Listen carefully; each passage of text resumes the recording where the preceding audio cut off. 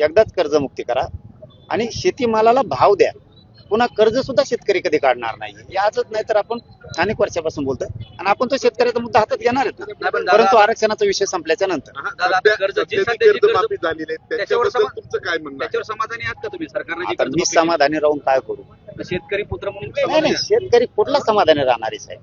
तिथं मालाला भाव नाही आहे, ते माल फेकून द्यायची वेळ आली रस्त्यावरती. अनेक निकष जितके लावले कर्जमाफी. नाही लावले असतील ते तेवढे कलाकार आहेत. ते थोडंच काही पचू देणार नाहीत एवढे कलाकार ते आहेत. परंतु तितक्याच ताकदीने शेतकऱ्यांनी पण उठलं पाहिजे. त्याच ताकदीने शेतकऱ्यांनी सुद्धा उठलं पाहिजे.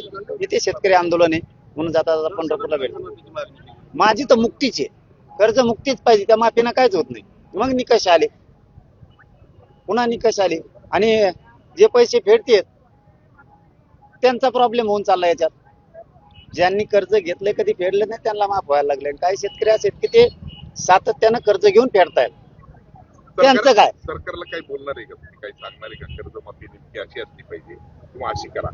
नाही मी मग ते जी आर वाचल्याच्या नंतर बोलून बघा. मी मीडियाला तुम्हाला माहिती आहे, कधी खोटं बोलत नाही. मी ते वाचलंच नाही. हाही शेतकऱ्याचं आंदोलन, आपण गेलं पाहिजे. आपण शेतकऱ्याचे लेकर आहेत म्हणून आपण जाताना तिथं कोल्हापूरला जाताना तिथं कोल्हापूरचा विषय दादा, तुम्ही ह्याच्या संदर्भात जाताय भेट घेताय सात- शाहू महाराजांची. काय नेमकी भूमिका पुढच्या आंदोलनाची त्याच्यातून ठरणार आहे? मला नाही वाटत आता सरकार आंदोलन करू दे.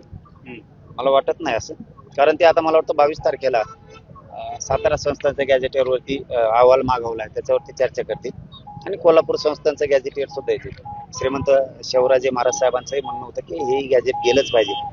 मग मी भेटीलाच त्यांच्या चाललोय. गॅजेट विषयी चर्चा करणार कोल्हापूरच्या आणि तिथून पुढं सातारा संस्थान, कोल्हापूरचं आणि हैदराबादचं गॅजेटियर याच्या प्रमाणपत्राविषयी आता 22 तारखेपासून काय सरकार प्रक्रिया करते ते बघणार आहे. पण मी खात्रीनं सांगतो, मला नाही वाटत मराठ्यांच्या संदर्भात आता सरकार आंदोलन करण्याची वेळ येऊ दे. सरकार सकारात्मक आहे सरकार थोडक्यात. हो हो, सध्या तरी आहे.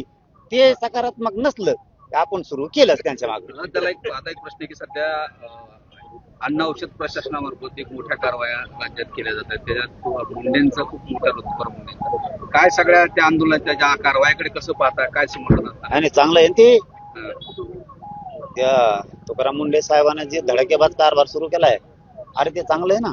शेतकऱ्याच्या दुधाला, मालाला भाव येणार आहे त्याच्यामुळे. कारण भेसळ बंद झाली की दुधाचे भाव वाढणार आहे, म्हणजे शेतकऱ्याचाच फायदा होणार आहे. पण सरकारला एक सांगणं आहे, त्यांची बदली फिरलीचे लफडे आता जरा बंद करा. तिथं राहू दे जरा. त्यांना जर बरेच दिवस राहील ना, भेसळ करणारा नीट करतील ते. पुन्हा त्यांची बदली करायच्या भानगडीत पडू नका. नाही सरकारच्या मागं लागेल बरं का मी. तुम्ही जर त्याच्या बदलीच्या भानगडीत पडले